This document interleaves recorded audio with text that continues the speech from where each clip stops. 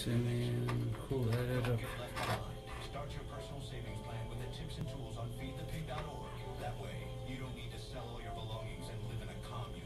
These dungarees belong to all of us now, Tom. Brought to you by the American Institute of CPAs and the Ad Council. It's 6:42 p.m. Time for... That was sloppy.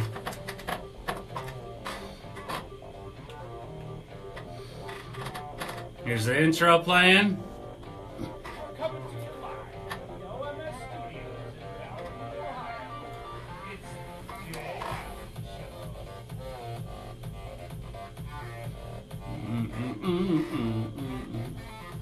You ready, Rob? Ready? All right. Let's do this.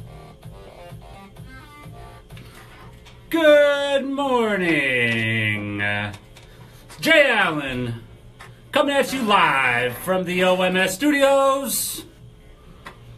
We're here in Valley View, Ohio. Love this intro music. All right.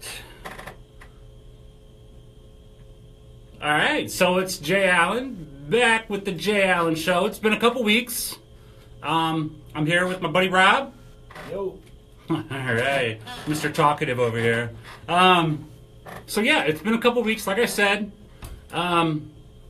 It's the Jay Allen Show, BeOnAir Network, here at OMS Studios. We got a ton to talk about. The NBA Finals is going on right now.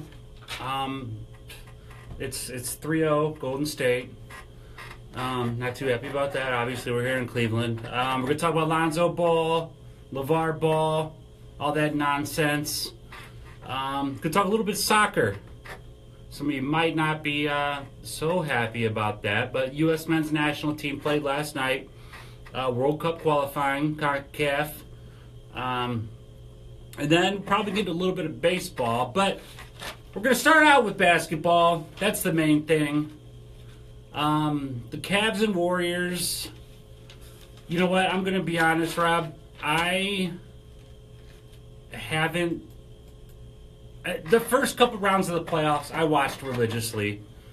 I haven't actually been able to watch the last two games.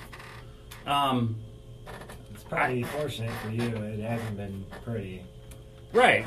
I've had to turn it off. I mean, there's been times I've gone back and forth where I'll just put it on in one room and then just kind of go back in my room and put some music on or just mess around on the computer because I get so worked up. Like, I'm so tense.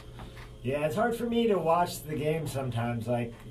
Even with the Indians in the World Series last year, the Cavs in the finals this year, it's hard for me to watch the games because I'm so invested and I want them to win so bad. Yeah. And I can watch a normal, I love watching any type of sport almost, but these games, it's just hard to watch when you know your team might not win. Right. And I've never been like this before. And it started with the Indians in the World Series last year. One of my dearest friends in the whole world, Dana, lives in Chicago. I actually lived there with her for a while. And she's a huge Cubs fan. And that's when it kind of started. Like, we were kind of going back and forth at each other, just ragging on each other. And these games would just be so close. And, I mean, it was... I would actually record those games that way, on the DVR. That way I could just kind of go to another channel, take a little break. But I can't even do that with these Cavs. I can't even... I'll just kind of switch back and forth, but I'm not even recording. Game 2 and Game 3, I watched maybe 5 or 6 minutes of Game 2. And then I turned... No joke, Game 3, I finally turned it on with 4 minutes left in the fourth. That's when they started to blow it. Right. Cavs up 6. I'm like, all right. It's going to be 2-1 just like last year. That's what I thought. In the last 2 minutes, they couldn't make a shot. There wasn't a doubt in my mind we were going to win. And then they just started missing. Right. And then Kevin Durant just comes down and drills a 3. And that 3 was a dagger. Oh, my God. The season's basically over. Yeah, that quick. The end of the season. And that actually kind of leads me into the first thing I wanted to talk about. The pass, if you remember, LeBron passed it to Corver in the corner. I think Korver was like 2 for 8 at that point, or 1 for 7, something like that. LeBron, this has been his Achilles heel, if you want to say. It's been something people have complained about when it comes to LeBron since the beginning, is him passing the ball. Yeah, I mean, personally, I think it was the right decision. The Korver was open. He's got to make the shot. That's why we traded for the guy. That's why we got him.